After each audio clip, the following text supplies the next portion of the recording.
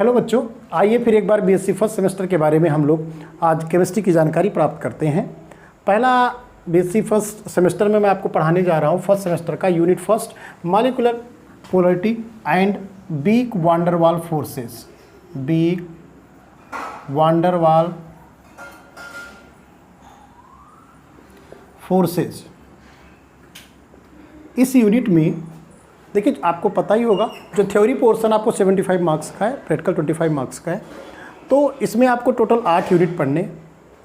तो first unit आपको ये पढ़ना है। फर्स्ट यूनिट के अंतर्गत हम आपको पहला टॉपिक जो पढ़ाना, फर्स्ट यूनिट या चैप्टर फर्स्ट भी इसको कह सकते हैं। इसमें मैं पहला टॉपिक आपको पढ़ाऊँगा सिलेबस के अकॉर्डिंग, रिजोनेंस क्या है। रिजोनेंस क्या है, सुनिएगा जनाब।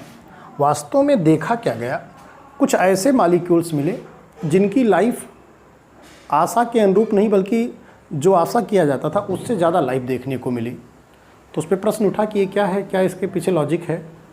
तो काफ़ी हद तक रिसर्च हुआ बेंजीन मॉलिक्यूल पर, ऑर्गेनिक मॉलिक्यूल है बेंजीन। तो चलिए, रिजोनेंस जानने से पूर्व मैं ये बताना चाहूँगा आपको, ये पता किया जा चुका था कि किसी भी मॉलिक्यूल्स में जो एटम के बीच सिंगल बॉन्ड होगा अथवा डबल बॉन्ड होगा अथवा ट्रिपल बॉन्ड होगा, जनरली एक साथ एक बॉन्ड, दो बॉन्ड या तीन बॉन्ड किसी भी मॉलिक्यूल में एटम के बीच एग्जिस्ट करते हैं। अगर सिंगल बॉन्ड है तो उसको सिग्मा बोलते हैं, सिग्मा पाई बोलते हैं, पाई सिग्मा पाई बोलते हैं। अच्छा, इनकी बॉन्ड लेंथ मेजर की गई एक्सरे मेथड के द्वारा। तो इसकी जो बॉन्ड लेंथ आई, बॉन्ड लेंथ क्या है हल्का से जान लीजिए। किसी भी मॉलिक्यूल में दो समीपवर्ती एटम के बीच की जो डिस्टेंस है उसी को बॉन्ड लेंथ बोलते हैं। सिंगल बॉन्ड में मेजर किया गया 1.54 एंगस्ट्रॉम मेजर किया गया, डबल बॉन्ड में 1.34 एंगस्ट्रॉम, ट्रिपल में 1.20 एंगस्ट्रॉम ये मेजर किया गया। सही रहा, कोई दिक्कत नहीं।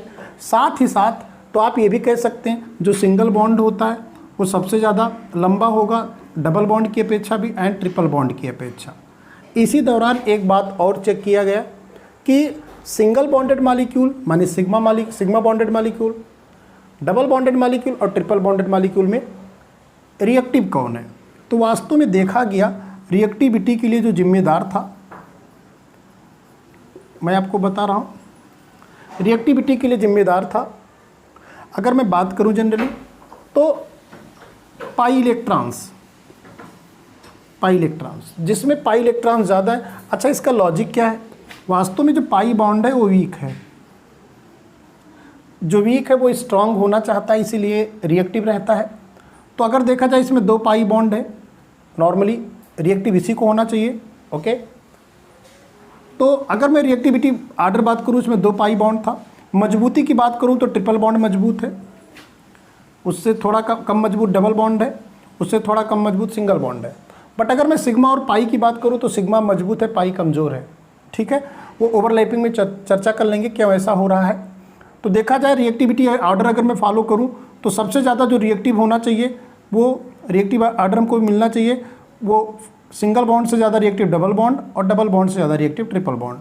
नॉर्मली मैं कह सकता हूँ, बट कुछ और लॉजिक है। ये नंबर आप पाई बॉन्ड्स के आधार पर है, बाकी आगे मैं बताऊँगा कुछ अलग भी थोड़ा सा। तो देखा गया क्या बेंजीन के केस में, जैसे CH2 डबल बॉन्ड CH2, इसकी रिएक्शन कराई गई HBr से, सीधे प्रोडक्ट दिया, रिएक्शन हुई। ठीक है, CH3 सिंगल बॉन्ड CH3, इसकी रिएक्शन HBr से कराई गई, रिएक्शन नहीं हुई। तो कहीं ना कहीं double bond is more reactive than single bond. तो लोगों ने ये भी आशा किया, केकुले ने भी आशा किया कि बेंजीन में, केकुले ने बताया कि बेंजीन एक मॉलिक्यूल है जिसका मॉलिक्यूलर फार्मूला है C6H6। इसमें 6 कार्बन है और 6 हाइड्रोजन है। मैं इनको ऐसे लिख सकता हूँ, हाइड्रोजन हमेशा बाहर की तरफ रहेंगे, आगे मैं बताऊंगा ऐसा क्यों। ठीक, और इसमें 3 पाई बॉन्ड था अल्टरनेट क्रम में। तो मैं ये भी कह सकता हूँ कि अकॉर्डिंग टू केकुले ने स्ट्रक्चर ड्रा किया था सबसे पहले। तो ये केकुले स्ट्रक्चर है। केकुले ने कहा मेरे बेंजीन में 3 डबल बॉन्ड्स है, 3 डबल बॉन्ड्स हैं और 3 सिंगल बॉन्ड्स हैं। तो लोगों ने कहा अगर केकुले भाई साहब कह रहे हैं पाई बॉन्ड है, भाई double bond means presence of pi bond, तो बेंजीन को रिएक्टिव होना चाहिए, बेंजीन को रिएक्शन करना चाहिए। तो लोगों ने कहा चलिए डबल बॉन्ड है तो इसकी तरह रिएक्शन करना चाहिए, तो बेंजीन की भी रिएक्शन कराई गई। ओके, HBr से नो रिएक्शन, इसने भी रिएक्शन नहीं दिया। तो लोगों के मन में कुछ शंका आ गई कि कहीं ना कहीं केकुले या तो गलत है या तो कुछ दूसरा मामला है। दूसरी बात, अब अगर डबल बॉन्ड है तो बॉन्ड लेंथ आना चाहिए कितना, डबल बॉन्ड के लिए 1.34 एंगस्ट्रॉम आना चाहिए। ठीक है, एक्सरे डिफ्रैक्शन मेथड से सिंगल बॉन्ड है तो 3 सिंगल बॉन्ड का आना चाहिए 1.54 एंगस्ट्रॉम, बट ये नहीं मिला। तब क्या मिला, वास्तव में जब बेंजीन में बॉन्ड लेंथ मेजर की गई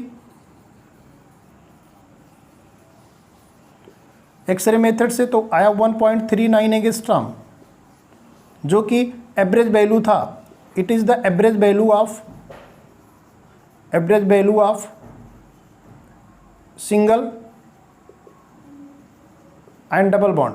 तो लोगों के मन में कुछ संदेह हो गया कि कहीं न कहीं बेंजीन में जो डबल बॉन्ड है वो प्योरली डबल बॉन्ड नहीं है, जो सिंगल बॉन्ड है प्योरली सिंगल बॉन्ड नहीं है, इसमें बिटवीन द कैरेक्टर्स हैं। तो अब ये कैरेक्टर कब पॉसिबल है, ये तभी पॉसिबल है कि जब डबल सिंगल में कन्वर्ट हो जाए और सिंगल डबल में कन्वर्ट हो जाए।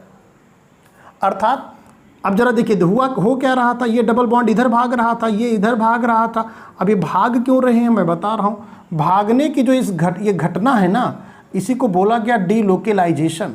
क्या बोला गया, डीलोकेलाइजेशन। देखिए कुछ इस तरह से, मतलब जो डबल था अब वो सिंगल हो गया और जो सिंगल था वो डबल हो गया। अर्थात अब जो बॉन्ड लेंथ आएगी वो पक्का है, ना सिंगल वाली आएगी ना डबल वाली आएगी, कोई दूसरी बॉन्ड लेंथ आएगी और सच में आई 1.3। अच्छा, ये प्रैक्टिकली किया भी गया एक्सरे मेथड से तो निकल के आया भी।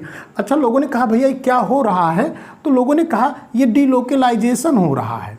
क्या हो रहा है, ये डीलोकेलाइजेशन ऑफ पाई बॉन्ड्स, जिसके कारण एक नया स्ट्रक्चर देखने को मिला। देखा जाए ये भी बेंजीन का एक लेविस स्ट्रक्चर है, केकुले स्ट्रक्चर जिसे कहते हैं, लेविस बॉन्ड स्ट्रक्चर है। मैं भी आपको बताता हूँ। सबसे पहले मॉलिक्यूलर स्ट्रक्चर पे चर्चा करने वाले लुईस साइंटिस्ट हैं, उन्होंने क्रॉस डॉट टेक्नोलॉजी यूज किया। बाद में उस क्रॉस डॉट को उन्होंने क्या किया, बॉन्ड स्ट्रक्चर में भी चेंज कर दिया। तो ये लेविस का बॉन्ड स्ट्रक्चर है, ये भी लेविस का बॉन्ड स्ट्रक्चर है। अर्थात मैं ये कह सकता हूँ बेंजीन के 2 स्ट्रक्चर पॉसिबल हैं और इसी घटना का नाम, इन दोनों स्ट्रक्चर्स को एक साथ ड्रा कर दीजिए एक कॉपी में, एक बोर्ड पर, और इसी घटना का नाम है क्या, रिजोनेंस। मुझे लगता कहानी आपको समझ आ गई। अच्छा, इसको और प्रूव किया गया कि वास्तव में HBr डबल क्यों रिएक्ट नहीं कर रहा। भाई यहाँ डबल देखिए, इसमें रिएक्शन कर रहा था एल्कीन के केस में, तो अगर इसमें डबल बॉन्ड रिएक्शन करना चाहिए। सही है, हो सकता है HBr रिएक्शन करने के लिए जा रहा हो, लेकिन पता लगा HBr डबल बॉन्ड पे जाएगा, क्योंकि डबल बॉन्ड का पाई बॉन्ड वीक है। और आपको पता है बलि हमेशा बकरे की दी जाती है, तो हमेशा तोड़ा किसको जाएगा, पाई को। HBr गया पाई के पास, लेकिन तब तक पाई ने अपनी पोजीशन ही चेंज कर दी। अब आप कहेंगे सर क्या पाई इतना समझदार है, जो पाई HBr ने पाई पर अटैक किया तब तक पाई यहाँ भागा है, अब लो तो HBr का अरे मैं तो पाई पे अटैक किया था, वहाँ तो पता लगा पाई है नहीं। तो लोगों ने कहा कुछ तो लोचा है, बेंजीन मालिक्यूल में कुछ तो लोचा है। उसी लोचा को रिजोनेंस के रूप में देखा गया।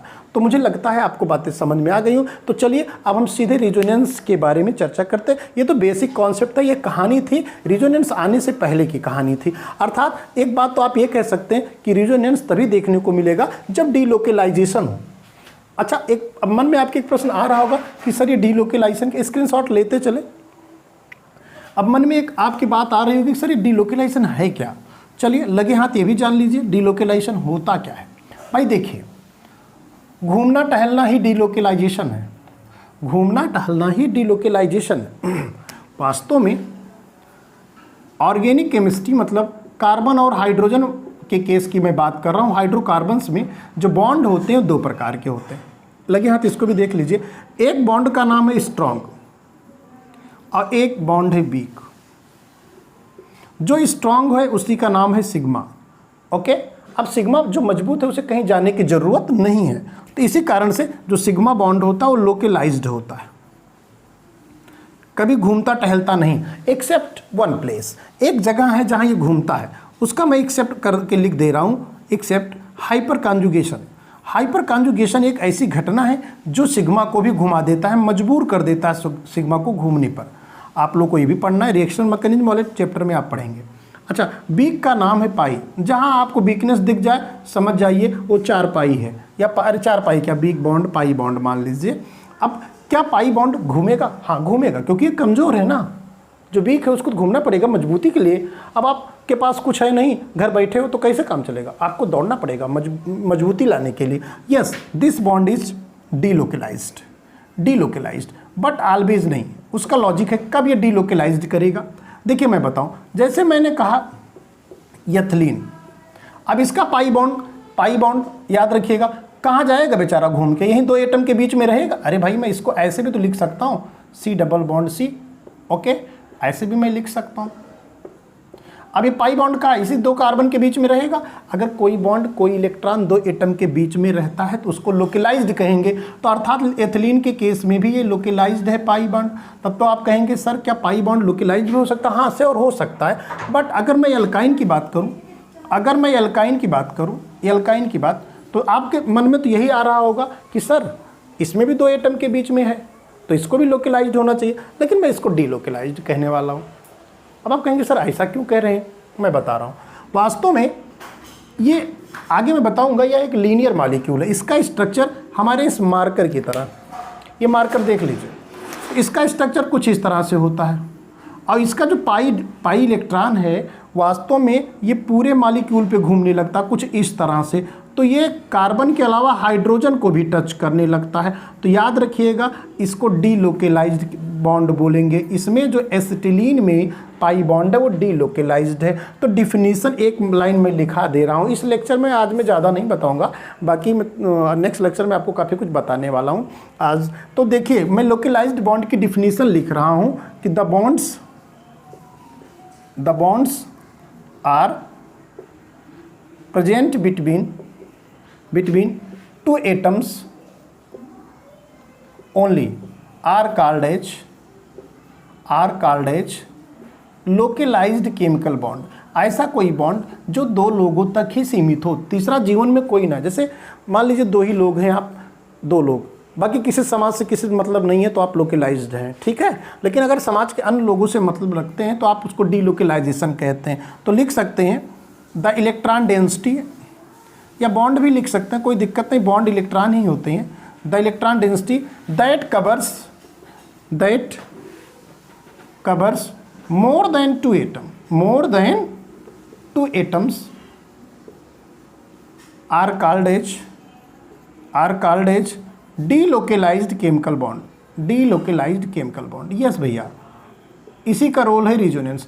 अगर ये डीलोकलाइज्ड केमिकल बॉन्ड ना होता तो मुझे लगता कि शायद रिजोनेंस की घटना देखने को ना मिलती। तो आपके मन में एक प्रश्न ये भी आ रहा होगा, क्या सर अब जितने भी सिग्मा बॉन्डेड मॉलिक्यूल्स हैं एक्सेप्ट हाइपर कॉन्जुगेशन, जितने भी मॉलिक्यूल्स हैं, तो आप चाहे ऑल द एल्केन्स कह सकते हैं, वो हमेशा लोकलाइज्ड होते हैं। मतलब जो एल्केन्स हैं क्या ये रिजोनेंस कभी शो कर सकते हैं? तो आप कहेंगे सर नहीं शो कर सकते। आपके मन में आएगा सर एल्कीन एल्काइन क्या शो करेंगे? हाँ भैया ये शो कर सकते हैं, लेकिन उसके लिए कुछ कंडीशन है। इनमें जो पाई बॉन्ड से उसका डीलोकलाइजेशन होना जरूरी है। अच्छा, हमें ये भी जरूरी नहीं कि हमेशा कोई मॉलिक्यूल डीलोकलाइजेशन शो कर रहा हो बॉन्ड का तो वो रिजोनेंस शो करे, ये भी कुछ नियम शर्तें हैं। देखिए अब आप कहेंगे सर तब तो कैसे केमिस्ट्री पढ़ेंगे? भाई देखिए केमिस्ट्री बहुत आसान है, but there are some different reasons जिनको आपको समझना होगा पूरी केमिस्ट्री के कॉन्सेप्ट को पकड़ने के लिए। तो आज के इस लेक्चर में मैं आपको रिजोनेंस नहीं बताया हूँ, आज मैंने केवल localised and delocalised chemical bond को बताया है। लेकिन अगर आपको ये समझ में आ गया तो श्योर है आप रिजोनेंस भी समझेंगे, और रिजोनेंस के लिए क्या क्या कंडीशन होती है वो समझेंगे, ठीक। और रिजोनेंस से मॉलिक्यूल को क्या फ़ायदा है, क्या नुकसान है, वो भी समझेंगे।